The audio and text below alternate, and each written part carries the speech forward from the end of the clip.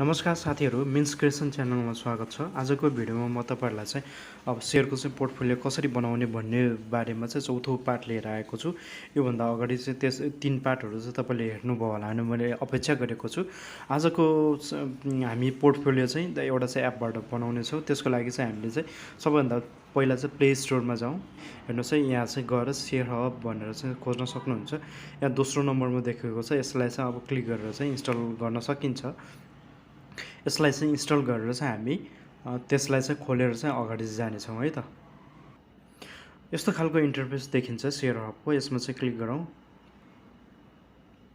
ल हेर्नुहोस् है, गरिसके पछाडि यसको लेटेस्ट भर्सन पनि आएको छ, त्यसलाई चाहिँ अपडेट गर्नुहोस् भनेको छ।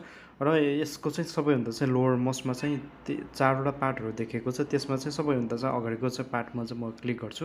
यहाँबाट हामीले पोर्टफोलियो बनाउन सकिन्छ। र यसमा चाहिँ पोर्टफोलियो बनाउनको लागि तपाईँलाई चाहिँ दुईवटा चाहिँ माध्यमबाट चाहिँ तपाईँले साइन इन गर्नुपर्ने हुन्छ। या त फेसबुकबाट गर्न सक्नुहुन्छ, या त चाहिँ गुगलबाट गर्न सक्नुहुन्छ।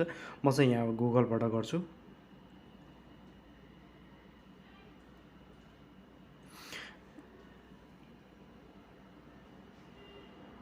साइन इन भइसके पछाडि यहाँ चाहिँ हामीले चाहिँ स्टकहरू राख्नुपर्ने हुन्छ। र यसमा चाहिँ एड स्टक भन्ने चाहिँ एड स्टकमा चाहिँ क्लिक गरेर राख्नेछौँ।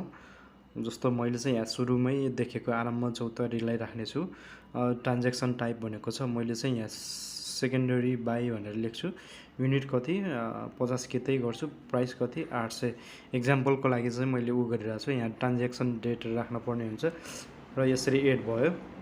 त्यसपछि फर्दर एड गरौँ। हामीले चाहिँ अब यसमा चाहिँ आइपिओको गर्नेछौँ। आइपिओकोमा चाहिँ जेबिएलबी गरौँ, जीवन विकास लघु वित्तको चाहिँ अब सेलेक्ट ट्रान्ज्याक्सन टाइपमा चाहिँ आइपिओ गरौँ होइन। किता चाहिँ 10 युनिट पऱ्यो अरे, बाइङ प्राइस 100 रुपियाँ पऱ्यो। ट्रान्ज्याक्सन डेट राख्नुहोस्, यहाँबाट क्लिक गरिदिनुहोस्। त्यस पछाडि हामी फेरि अर्को राइट सेयरको चाहिँ गर्नेछौँ। राइट सेयरमा चाहिँ कुमारीको गरौँ, केबिएलमा चाहिँ अब हामीले चाहिँ यहाँ राइटमा चाहिँ त्यो क्लिक गर्नुपर्ने हुन्छ। यो कति किता 100 किता भनेर गरौँ। बाइङ प्राइस राइट चाहिँ 100मा हुन्छ, त्यही भएर गरौँ, यहाँ एड गरौँ। त्यस पछाडि हामी फेरि अर्को थप्नेछौँ, बोनसकोमा चाहिँ थप्नेछौँ। बोनसकोमा चाहिँ एनएलआइसी भनेर चाहिँ गरौँ। एनएलआइसीमा चाहिँ अब यसमा चाहिँ बोनस क्लिक गरौँ। युनिट कति युनिट आयो, 80 युनिट आयो अरे होइन। पेड अफ भ्यालु कति छ, अब बोनसमा चाहिँ 0 लाग्छ, त्यही भएर यहाँ 0 गरिदिउँ है। 0ले नमानेर चाहिँ 1 रुपियाँ राखिदिउँ, यहाँ चाहिँ राखिदिउँ। त्यसपछि हामीले चाहिँ फेरि अक्सनको त सेयरहरू पनि राखौँ। अक्सनकोमा चाहिँ हामीले चाहिँ एउटा एनआरएन भनेर राखौँ। इक्जाम्पलको लागि मैले देखाइराखेको छु, यहाँ क्लिक गरौँ। त्यसपछि अक्सन गरौँ। अक्सनमा चाहिँ अब युनिट कति छ, 200 युनिट। प्राइस चाहिँ 450 रहेछ अरे है। यसरी चाहिँ एड गर्न सकिन्छ। त्यसै गरी चाहिँ अब अक्सन बाहेक हामीले चाहिँ यिनीहरू बाहेक अरू के राख्न सकिने रहेछ, जस्तो चाहिँ एनएलआइसिएल भनेर राखौँ है।